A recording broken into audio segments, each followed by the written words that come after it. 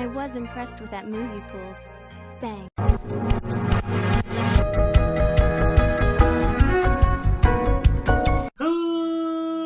Ladies and gentlemen, boys and girls, children of all ages, it's me, it's G, it's DMC, the undefeated, undisputed YouTube champion. That's right, it's the Maverick, Mark Daniels. One more time, let me just cock up that super Dan punch. More like the super cringe punch. Who writes this shit? Anyways, this is the Monday Night Raw review for July 31st, 2017. Just 2 days after my 27th birthday. That's right, I am 27 years old, doing this bullshit on a YouTube channel. Anyways, welcome to the review. Overall, though, I thought Raw was pretty good. Let's start off by saying that it was in Pittsburgh, Pennsylvania, hometown of Kurt Angle, as well as Corey Graves. And they're very hot for Kurt Angle starting off the show. Kurt Angle came out, and of course, they start off every week this way, and I kind of get annoyed by it. I'm glad they at least change the general manager of the show every now and then, or the commissioner, or whatever the Kurt Angle's title actually is. I believe he's the general manager, but I could be wrong. They all have weird titles. And he comes out, the crowd's hot for him, of course. He basically just cuts a big babyface promo on the crowd saying, thanks to you guys, I won the gold medal. Thanks to you guys, blah, blah, blah. Crowd was eating it up. Good stuff. And then he just kind of goes away. He says, we have a great show for you guys tonight. We have a triple threat match. We're just going down the gambit of what's going on tonight.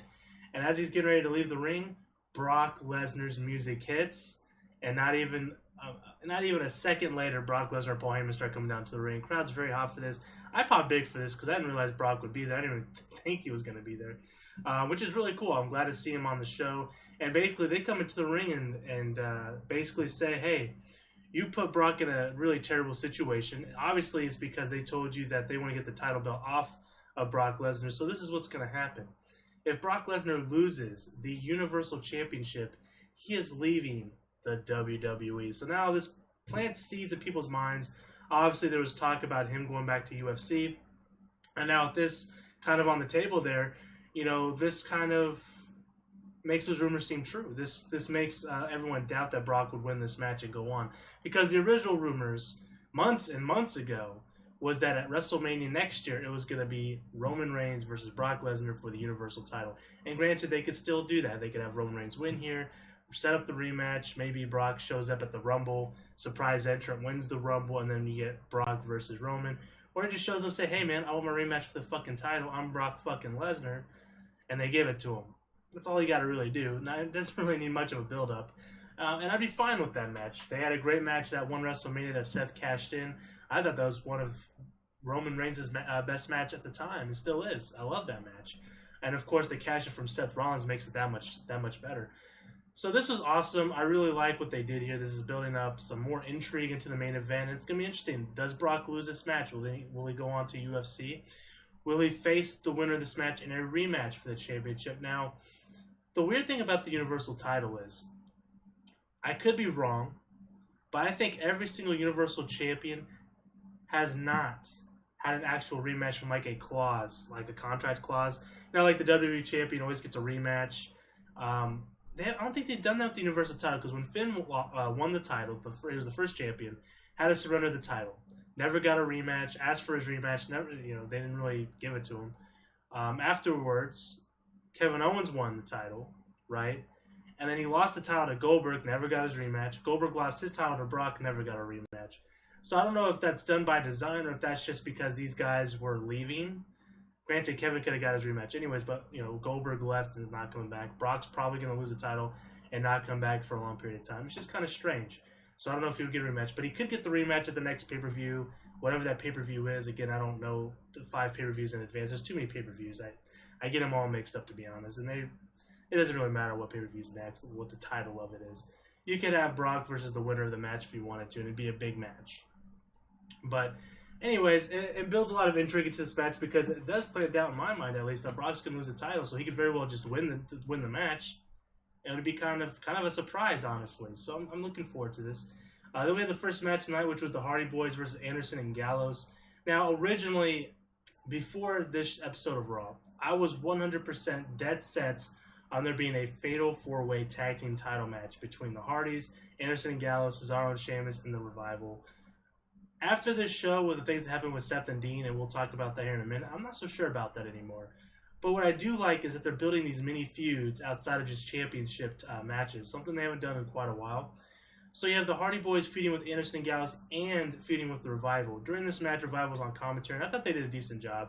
Most of the time, people on commentary kind of suck. I thought they had some good verbal jabs in there. They had some great one-liners in there, and I thought they were pretty entertaining overall. And that's what you could really ask for in these things, especially, when it's people that aren't used to commentary. You probably got, Vince in your ear and other people in your ear telling you, hey, say this, say that. Oh, we're cutting to this cue. We're cutting the commercial. We're doing this. We're going to do this. So I thought they did a good enough job. And you can tell there's points where they were trying to talk, but then they got cut off for a commercial or whatever the case might be. But I thought they did a decent job. The match itself was good. The crowd was very much hot for the Hardy Boys, and I thought this match was overall, that was just a good match, especially for like Monday Night Raw standards. Hardy's won with a Twist of Fate and Swanton combination, no surprise there, and they win the match, building up some momentum towards the future. They go up and celebrate. They kind of have a stare down with the Revival, who were at the ramp because they were on commentary. They start going to blows. Anderson and Gallows show up, and they all the three teams just start fighting. This could be a pre-show match. This could set up like a number one contenders match, or they could just honestly just have a 5-team. That's too many teams, but it could be. I mean, it is SummerSlam. They could have like a fatal 5-way for the tag team titles, I guess. Although I don't think it's necessarily needed. But I thought this is great. I enjoy the stuff that's going on between these three teams. I think they'll be building some cool stuff here, and I'm interested to see what happens next. So not much more you can ask for there. Then we had a Dean interview with Renee. Renee was overly happy with this interview, you could tell. I don't know if they told her to act that way or if she just did that on her own. But obviously her and Dean are married in real life. But he said he felt good. He said that they looked good, him and Seth as a team. And, Renee, this was kind of awkward. She's like, so are you guys getting back together? and Seth kind of walks up and interrupts him. And Dean says, no, I don't trust Seth. Everyone wants us to get back together. And maybe there's a small part of me that wants to get back together, but it's not happening. I can't trust you. You burned me once. I'm not letting you do it again. And walks out. And then it cuts to commercial, comes back, and during, right afterwards, after the commercial break, Seth runs into Cesaro and Sheamus, the Raw Tag Team Champions.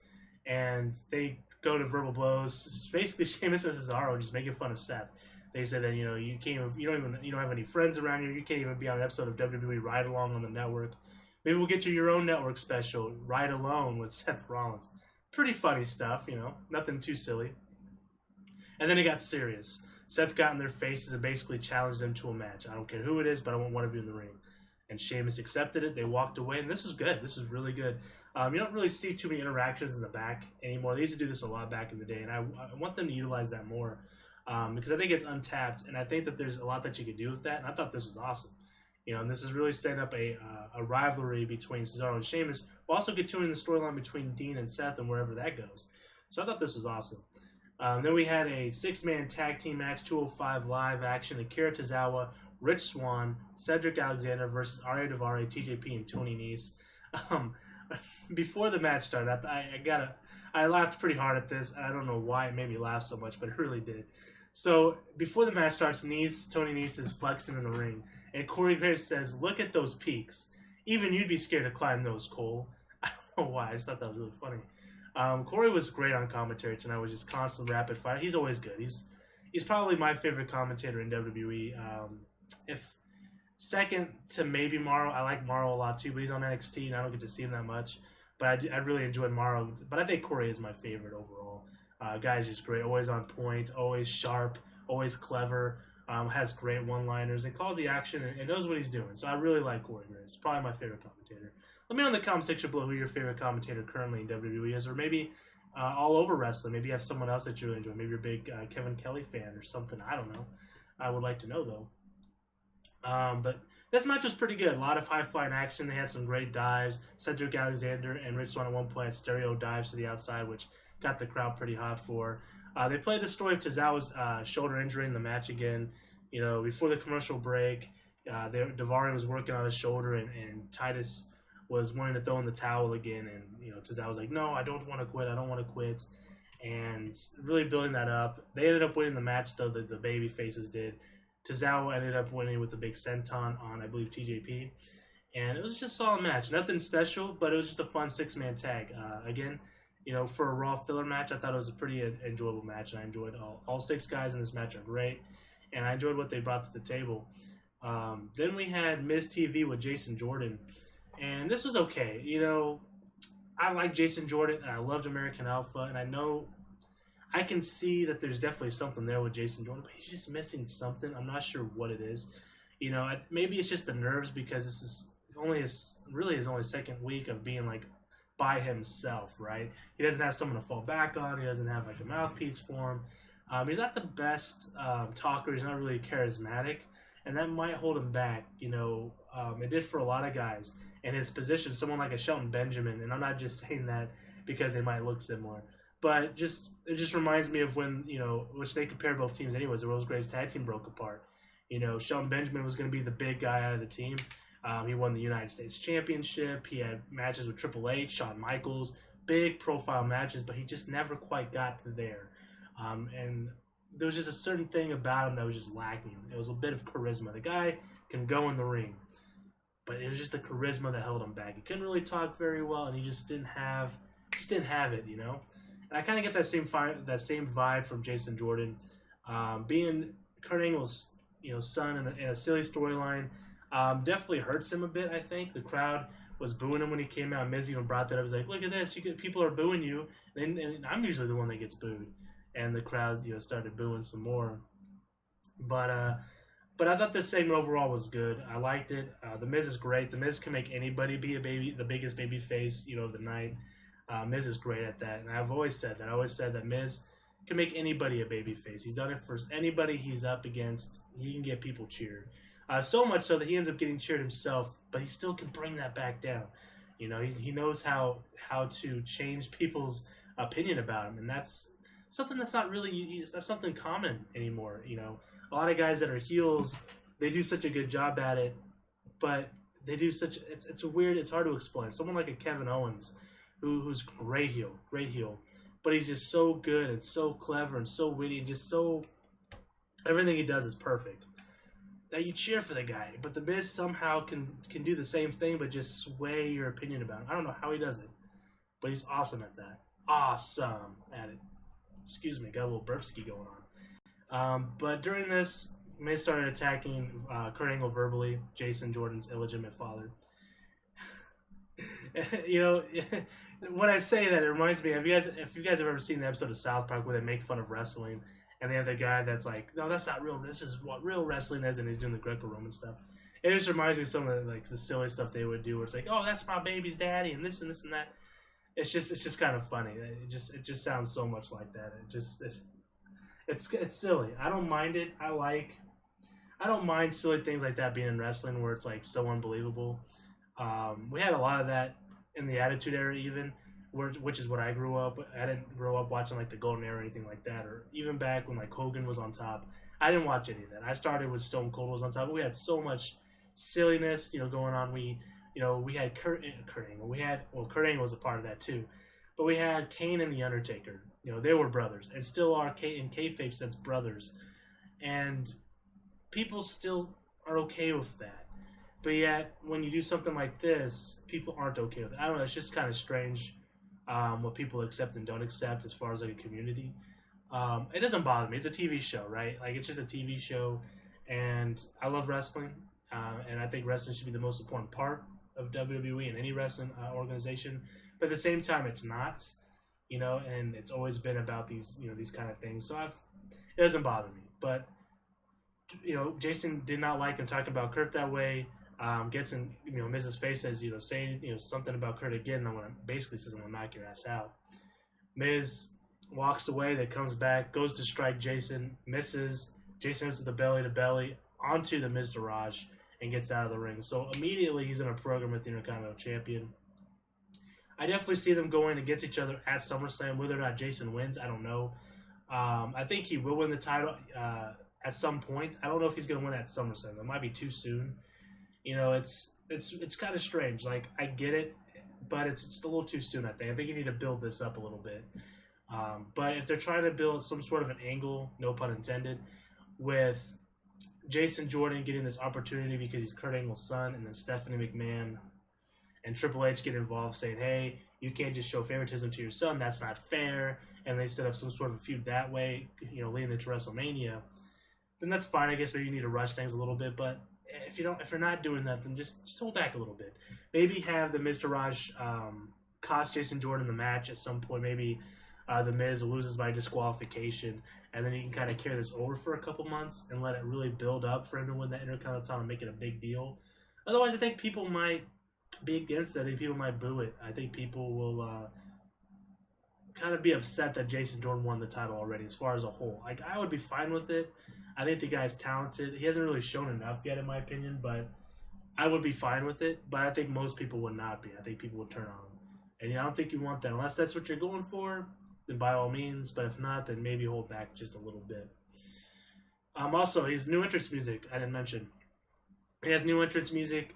It's okay. I don't really know how I feel about it, to be honest. Like, I was just kind of sitting there listening to him, like, I don't know, do I like it? I mean, and I'm just kind of listening to it. It's made to sound similar to Kurt Angle's theme, obviously, but it's still different. I don't know, it just sounds somewhat generic. But granted, Kurt Angle's music could be considered generic too, if we weren't so used to it, maybe. I mean, it's iconic now, right? Like, it's an iconic song, but maybe if he debuted today, right, a fresh young Kurt Angle, man, how great would that be, first off. Second off, and he came up with that music, maybe we would think the same thing, especially when we have all these other guys having kind of generic sounding music now. Like, it's kind of weird, but I don't know. I don't know how I feel. I think it's okay. It's no worse than Cesaro's. I still think Cesaro has the worst music in the WWE. Maybe followed by Nia Jax. I can't stand her music either. But I digress. Then we had our third match of the night, which was Seth Rollins versus Sheamus. Obviously, continuing what started in the backstage with them kind of picking on Seth Rollins a little bit. Seth Rollins ends up winning the match, wins by kind of reversing the move and rolling Sheamus up. Pins him, 1, 2, 3. Cesaro attacks him from behind. They start beating up Seth Rollins. Crowd starts chanting, "We want Ambrose." Ambrose doesn't show up. Cesaro and Sheamus start walking away. They stop kind of midpoint up towards the ramp, turn around, run back in, starts beating up Seth Rollins some more. And then Ambrose makes the save. And Ambrose, explanation for this, because later on in the night, Seth came backstage, was like, I just wanted to say thank you, man. And Dean was like, I didn't do that for you. You're an architect. You plan things, very smart by you making up this whole situation, this whole scenario where I would have to save you. Otherwise, I would look like a jerk. And I would look like the bad guy. Well, if that happens again, I'm not helping you out. I like that. I like this whole storyline between Seth and Dean. It's not a very complicated storyline. Like, it's not like a genius story, but the fact that we have some continuity, and it's taken a long time for Dean to accept Seth back in into a circle. I think it's great. I really do. I like this whole build up, and I can see it going so many different ways. I could see Dean turn on Seth at some points. I can if you ever want to switch the roles, which I think they should. I think Dean has needed a heel turn for a long time, maybe a year and a half. His character was quite stale, although I think this is adding another dynamic and layer to his character that I like. But you can definitely do that. You can have these guys win the tag titles, hold them for a while, and then maybe at the Royal Rumble have Seth throw Dean out of the Royal Rumble. I don't know. And then Dean turns on Seth and hits him with the metal chair. It's gotta end at some point with Seth getting hit with the metal chair in the back by Dean Ambrose. It has to. I don't know when. I don't know how they do it, but I think that's that's what you got to aim towards, because I think it would just be so iconic. It would be the perfect way to turn this feud into that direction, and I think it's necessary. So I think we will see that at some point. They even foreshadowed it when Seth told Dean to hit him in the back with a chair. Was it last week or 2 weeks ago when he was trying to get him to forgive him? Great stuff, though. I enjoy this whole storyline. I'm excited to see where it goes. Then we had Bray Wyatt come out, and I put down in my notes, God, I wanted to fast forward so badly, LOL. And I did, and I normally do, and I didn't. I knew I was going to record a review afterwards. Like, okay, let me give this a chance. I can't stand Bray Wyatt promos anymore. I just, it gets to a point where I was more excited to see Sheamus than I was to see Bray Wyatt tonight. And that's so weird and such a problem with Bray Wyatt's character. But Honestly, it wasn't that bad. I thought the promo was okay. It was still very much jibber jabber. The crowd was wanting him big time, and I thought it was okay. It still was kind of mumbo jumbo, but it made a little bit more sense than usual, which is good. What was cool though was Bray Wyatt was cutting this promo. All of a sudden, here, boom, boom, and the lights turn red and they flash, right? And that's something you see when Finn would do his demon entrance at like the takeover shows, and then on I don't know which pay per view it was, but the pay per view he won the Universal title from. Excuse me. And it happens again. It happens a couple of times. Boom, boom, boom, boom, and then at some point the lights turn off and they turn on, and not Bray Wyatt, but Finn Balor standing in the ring like this with his back towards Bray Wyatt. It was great. This was awesome, and Bray Wyatt starts laughing. You know, he says he loves this. Goes and attacks Finn Balor. Finn Balor hits him with the Pele kick, bounces Bray all over the place, ends up drop kicking him into the crowd. This was awesome. This was really cool. I thought this made Finn look really good. I thought Bray's promo was fine. And obviously they're going to have a match probably at Summerslam. And I think it's going to be... I mean, I don't know how good it's really going to be. It could be kind of a boring match, but I don't know. I thought this was good. You know, probably the best part of their feud so far, which it's only been going on for a little bit. So I don't know. We'll see what happens from here. You know, I'm really not excited for anything Bray Wyatt most of the time. I was when he first debuted, man. And him and the Wyatt family was awesome. It was very exciting. And then they just never did anything, right? Like, they just never did anything. And Bray Wyatt went on to be Bray Wyatt. And he does nothing. He loses all the time. He cuts these boring promos most of the time. And there's just nothing exciting about the guy anymore. For me, you know, they need to do something with him. The guy does have talent. He can talk. He's a great talker, but he doesn't cut a very compelling promo for me. You know, I just don't see it. I just hope they can do something with the guy, because the guy is good. I just don't know what they can do with him at this point. But anyways, good segment. Enjoyed it overall.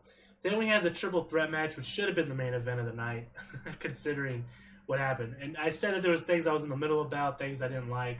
So far, we haven't gotten to any of those points. So far, at this point, I thought Raw was awesome. And it continues, because we then have this triple threat match. After the Triple H match. The triple threat match was awesome. Roman Reigns versus Braun Strowman versus Samoa Joe. And during the show, each of these guys cut a pre-recorded backstage promo. All three of them were great. Probably my favorite was Samoa Joe's. I thought Samoa Joe's was really, really good. Braun Strowman's was awesome. And I thought Roman's was above average, you know. Very typical Roman, you know, I'm the one that retired Undertaker. And this is my yard. It's like, okay, you know, that's fine, whatever. It was passable. I thought Braun, kind of surprisingly good promo. And Samoa Joe, I thought, probably cut the best of the three. And this is a really good match. Roman ends up winning with the spear to Samoa Joe, which I'm sure pissed a lot of people off. I don't care. It doesn't matter to me. But I thought the match was really good. All three men looked great in this match. All three men looked credible in this match. And like I said at the beginning of this video, I'm excited for this Fatal 4 match with Brock. And honestly, I said Brock I could see winning or losing. I could see any of these guys winning. Which is a good thing. That's a great thing. It's unpredictable in my opinion.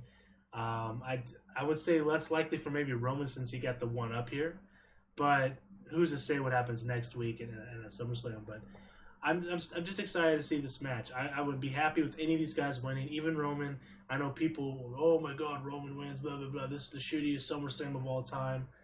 I don't care about all that. I think the guy puts on good enough matches. I thought this match was awesome. He does bring a big fight. He makes the match seem important, regardless if you like the guy or not. I would like to see probably Braun to win. Braun's my favorite of the four. Actually, I'm kind of torn between Braun and Samoa Joe personally. I would love to see Samoa Joe get a run with the championship at least once in his career. I think the guy deserves it. He's getting up there in age, and I think if they're going to do it at some point, it needs to happen soon, so we can still get a nice prime Samoa Joe before he's past his prime. But I think he's been doing tremendous since coming up to the main roster. Probably better than I thought and most people thought he would do. But yeah, awesome match. So then we had the Elias Samson, Who Wants to Walk with Elias, and this was awesome. You know what? I'm really grown to like Elias a lot. Ever since he debuted on Raw, I was one of those people that hated him in NXT, thought he was super boring, and he was. There's no arguing that with me. He was very boring in NXT. Then they had him debut on Raw. He was doing the drifting thing. He was just kind of in the background. And then he finally made his debut, and he had a great match with Dean Ambrose. Credit to Dean Ambrose for that, too. Takes two to tango. But This was great. So he does the Who Wants to Walk with Elias. He dropped the Samson name, apparently. It's just Elias. Gets a pretty positive reaction from the crowd. I guess he grew up in Pittsburgh. I didn't know that. He says he's got a song for Pittsburgh and the people of Pittsburgh. And you know where this is going to go, right? And the crowd's just cheering and they're excited for this. And in my mind, I'm like, okay, when's he going to start shitting on the crowd? You know it's going to happen. And I was just waiting for it. And when he did, it was awesome. The crowd just started booing the shit out of him. He makes fun of the Pirates. He does all kinds of great stuff. It just reminds me of The Rock, right? When The Rock would do the stuff with, like, Ohio, Cleveland sucks. One of these days, I can really picture Elias Sampson doing the Who Wants to Stand with Elias, maybe in Miami, maybe at a big show, maybe at WrestleMania. And he does the whole Elias stick, and all of a sudden the Rock's music hits. The crowd pops big time. It's gonna be a great moment. I could definitely see that happening. When I seen it tonight, when he was shitting on Pittsburgh, it just reminded me of the Rock shit on Cleveland, and man, I just can't wait to see it, man. It would be awesome to see. I would have popped big time because one thing me and my friends used to do, we used to wrestle around on the trampoline. I'm sure everyone has at some point if you're a big wrestling fan. And I remember we used to cut promos on each other, and I used to say one of these lines, and I would say it with Pittsburgh too. It was for Cincinnati. I don't know why we would say Cincinnati, but we were like, we're out here in Cincinnati. Or should I call it Shit-Cincinnati? If he would have said Pittsburgh, more like Shitsburg, even though that's such a silly line, I probably would have popped big time for that. But anyways, this segment was awesome. Kalisto comes out. No one cared about Kalisto. The match was okay. The match was fine. Elias wins with the, used to be called the Crossroads from Cody Rhodes, now called the Drift Away here in WWE, and wins the match cleanly. Good match. Then we had Alexa Bliss backstage, and this is pretty good. I love Alexa Bliss. My favorite diva by far. And that's because of looks. I know a lot of people have that false misconception that people like Alexa just for looks. It's not always been about looks. I mean, yeah, she's attractive. All these women are. There's not a single ugly woman. Maybe someone might say Nia Jax or Tamina, perhaps. They're still beautiful. Come on, you know what I mean? Like, come on. There's not a single ugly person on the roster. So I'm not gonna take looks out of the equation because that's not a big deal to me when it comes to being a fan of somebody in the ring. But I think Alexa, her promos are just great. She's very quick-witted. She has these great one-liners that I just enjoy personally. And her mannerisms. I just like the way she holds herself during a promo, during an interview. And I think it was Charlie Caruso. I don't know. I said this a couple weeks ago. There's two girls that look really much alike. One's Charlie Caruso, one's the other one. I don't know which one's which. I think this is Charlie Caruso. But she was interviewing Alexa and asked about what her thoughts were about Bayley winning, and Alexa was like, "I'm happy Bayley won. Are you kidding me? It's Bayley. I beat her for the title in her hometown. At Extreme Rules she couldn't get Extreme. Are you kidding me? I was excited that she won." And she was basically just burying Sasha, saying, "I can't believe Sasha lost against Bayley." And then later on, we're gonna go ahead and skip ahead a second. Well, we'll go ahead and skip ahead. So.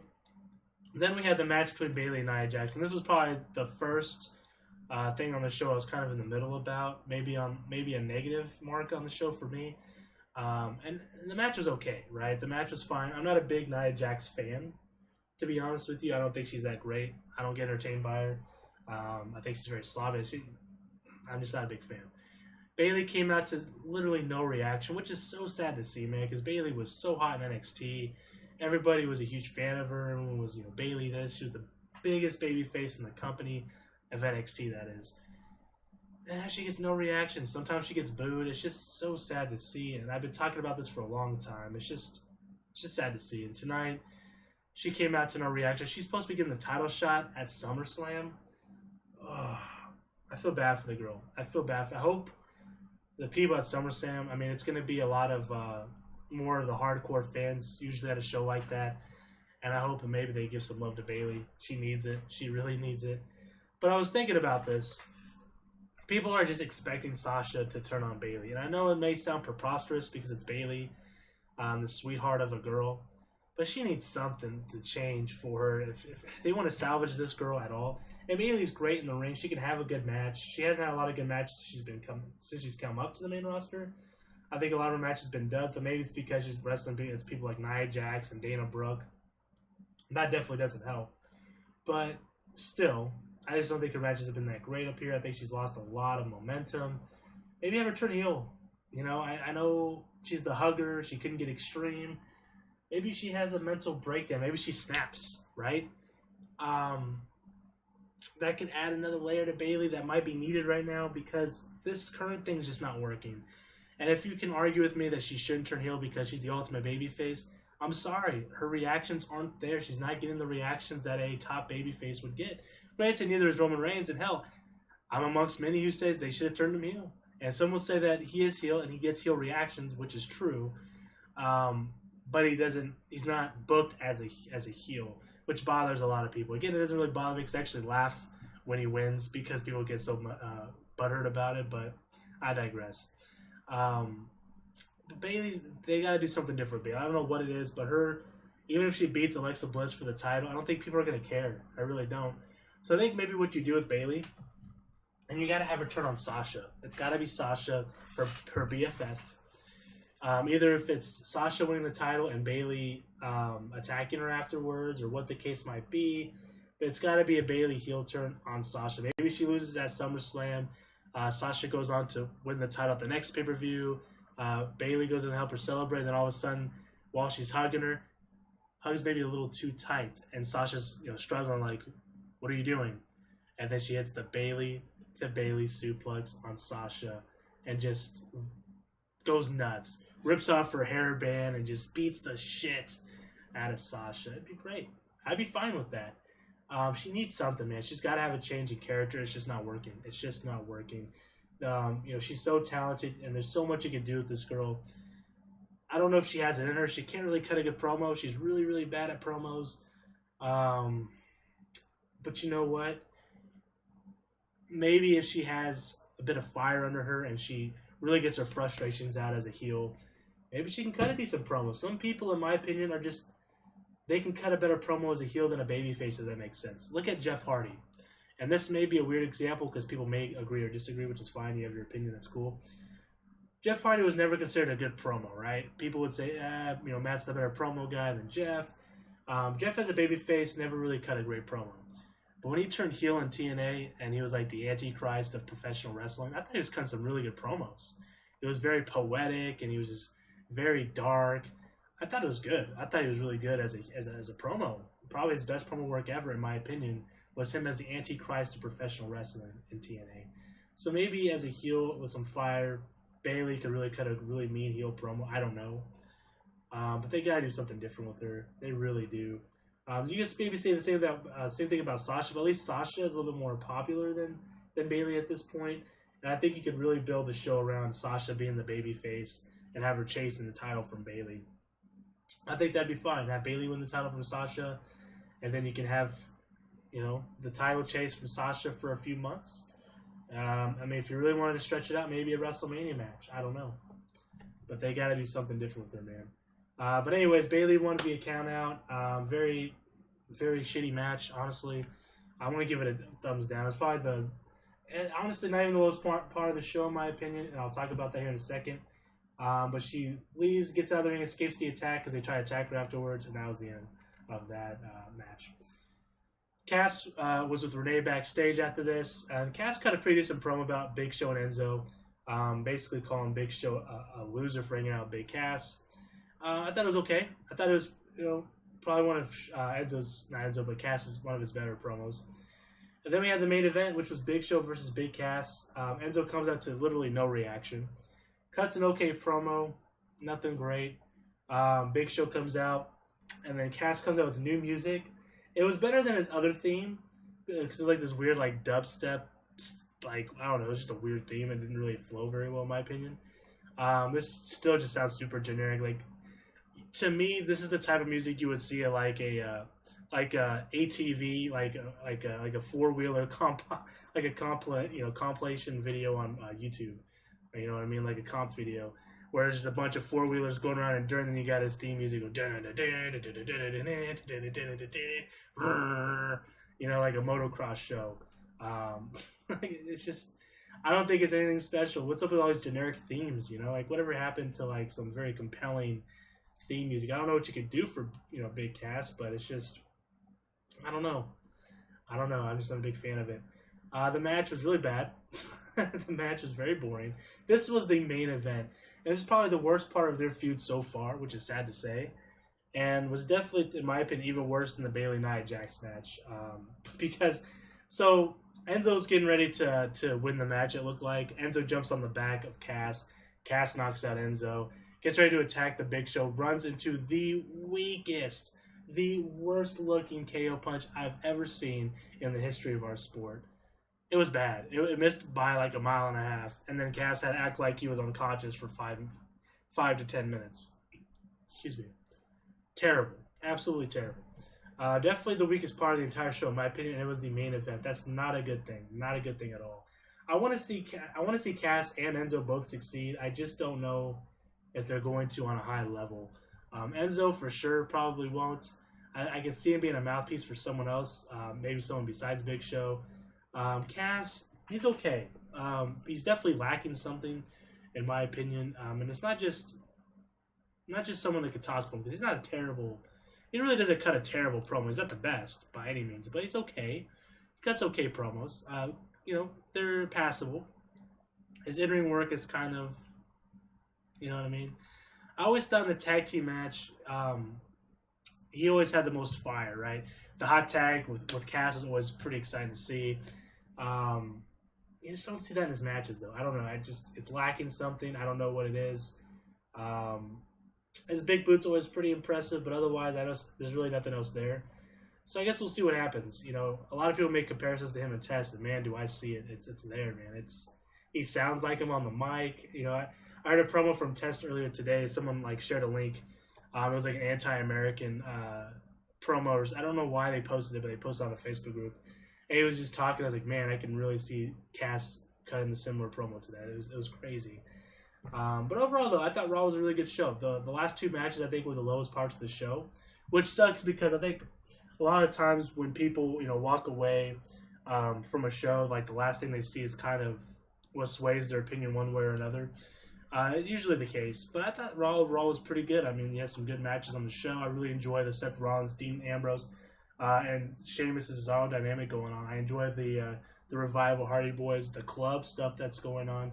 I thought Finn Balor and Bray Wyatt had some interesting stuff happen tonight. Of course, Braun Strowman, Brock Lesnar, Samoa Joe, and Roman Reigns. That stuff's all really good, too.